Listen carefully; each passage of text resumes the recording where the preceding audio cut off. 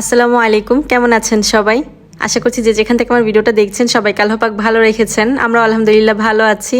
আজকের ভিডিওটা দুপুরবেলা রান্নাবান্না দিয়ে শুরু করেছি। সকালবেলা তেমন কিছু রান্না করিনি, মাইবিনের বাবা বাসায় নেই, আমি যেহেতু বাচ্চা দুটো নিয়ে একা আছি তো খাওয়া দাওয়ারও সেরকম একটা প্যারা নেই।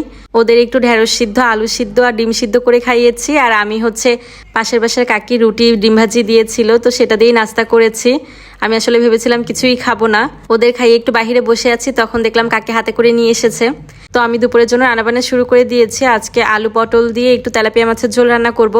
কি রান্না করব, শুরুতেই মনটা খারাপ হয়ে গিয়েছে। দেখেন ঝোলের কালারটা কেমন কালো হয়ে গিয়েছে না? আসলে কলের পানিতে রান্না করে তেমন একটা শান্তি পাচ্ছি না। যাই আমি রান্না করছি সবই তরকারি কালো হয়ে যাচ্ছে, মানে ডাল রান্না করলেও কেমন কালো কালো দেখা যায়, মানে দেখতেই ভালো দেখা যায় না, এরকম একটা ব্যাপার। কলের পানি বলতে টিউবওয়েলের পানিটা বুঝালাম।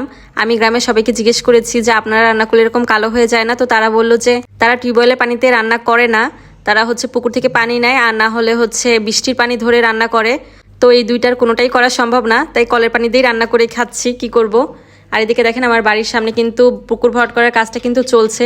শুধু পুকুরটাই ভরাট করিনি, বাড়ির সামনে দিয়ে সব জায়গা দিয়েই বালি ভরে দিয়েছি, যাতে পুরো জায়গাটা একদম লেভেল সমান হয়, একটু উঁচু দেখা যায় আর কি বাড়িটা। বাড়ির বাম পাশের এই জায়গাটা খুব বেশি নোংরা হয়েছিল, কয়েকদিন ধরে যা কোকটোক খাওয়া হয়েছে সব এখানে জমেছিল, বোতলগুলো আর কি। তো ওই সব ময়লাগুলো দেখতে খুবই খারাপ দেখা যাচ্ছে, মনে হচ্ছে ড্রেনের পানি।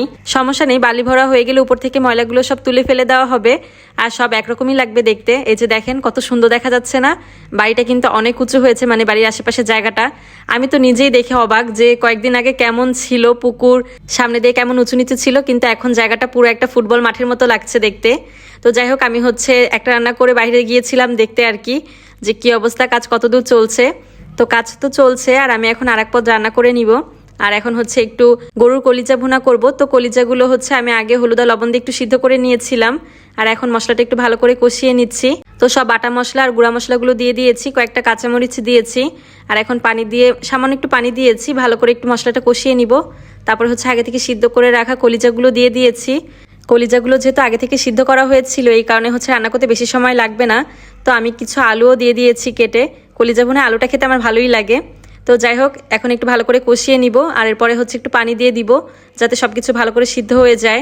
মাঝখানে কিন্তু আমি একটু সরিষার তেলও দিয়েছিলাম, আসলে বিশেষ কোনো কারণে না, আমার সয়াবিন তেল শেষ হয়ে গিয়েছিল, তাই একটু সরিষার তেল দিয়েছি আর কি। তো যাই হোক, পানি দিয়ে ঢেকে রেখেছি, আর কিছু চিকেন ফ্রাই করে নিব। বাড়িতে আসার পর মাইবিন মাহিরা খেতে চাচ্ছে না, মানে কিছুই খেতে চায় না আর কি, এই কারণে ওদের জন্য আলাদা করে আর তরকারিও আমি রান্না করি না। দেখা যায় যে একটু যদি চিকেন ফ্রাই করি তাহলে সেটাই আর কি মাইবিন শুধু শুধু খায়, ভাত দিয়েও খেতে চায় না, আর মাহিরার মুখেও একটু দেই। তো এইভাবে করেই আর কি চলছি। তো চিকেন ফ্রাইগুলো আবার করে নেওয়া হয়ে গিয়েছে, আর ওইদিকে কলিজাও ভুনা করা শেষ, পানিও অনেকটা শুকিয়ে এসেছে, আর আমি লাস্টে একটু পেঁয়াজ বেরেস্তা দিয়ে দিয়েছি। আজকের মতো রান্নাবান্না এখানেই শেষ। আর জুম্মার দিনে তো একটু ভালো মন্দ রান্না করা হয় কম বেশি সবার বাসায়। মাইবিনের বাবাও কিছুক্ষণ আগে বাড়িতে এসেছে, আসলে এবার এসেছে আমাদের নিয়ে যাবে বলেই। তো যাই হোক, সে চলে এসেছে, এখন তাকে খেতে দিয়ে দিব আর কি। তো আমি সবকিছু বেড়ে নিচ্ছিলাম। যে কয়বার গ্রামের বাড়িতে এসেছি তার মধ্যে মনে হয় সবচেয়ে বেশি এবারই বেড়ালাম। দিনগুলো খুব ভালোই কেটেছে, তবে যাওয়ার সময় মনটা খারাপ হয়ে যাবে। তো লাস্টে আমি আপনাদের একটু দেখিয়ে দিই যে কেমন হয়েছে পুরো জায়গাটা। ওপর থেকে পানিও শুকিয়ে গিয়েছে, আর এখন ভালোভাবে হাঁটাও যাচ্ছে।